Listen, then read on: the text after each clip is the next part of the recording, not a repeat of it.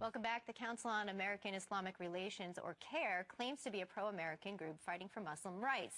But how is this for pro-American?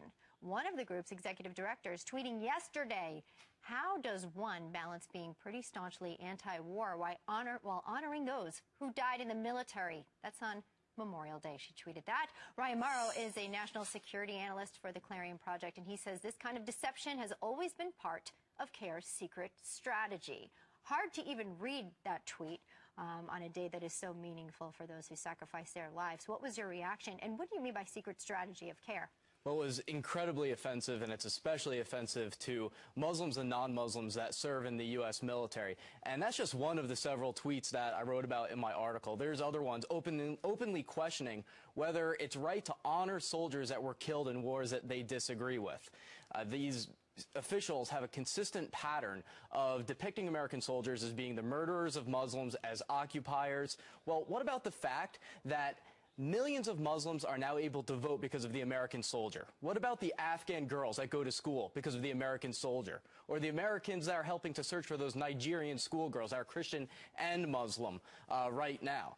And so many Muslims have worked with the U.S. military, but that's not the message over Memorial Day weekend from Cair officials. Instead, they're questioning whether they should honor those slain in wars that they disagree with. Right, so the photo there that was just up is the woman who actually tweeted that, and on May 23rd, also this, she retweeted a quote, I believe, from the head of Michigan there in their Cair division. If one dies in an unjust war, as you said, in which we illegally invaded and occupied a sovereign nation, should that person be honored?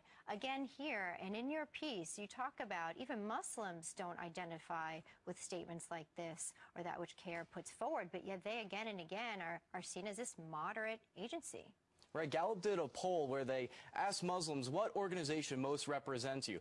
Cair got about 12%, and I'm willing to bet that the majority of that 12% aren't aware of the fact that this group is linked to the Muslim Brotherhood by the Justice Department and by internal documents from the Muslim Brotherhood itself. If they knew that, the numbers would be much lower.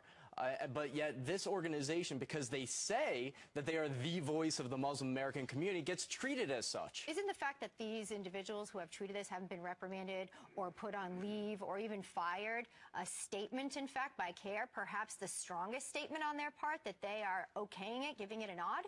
Oh, definitely. And this is just the latest incident.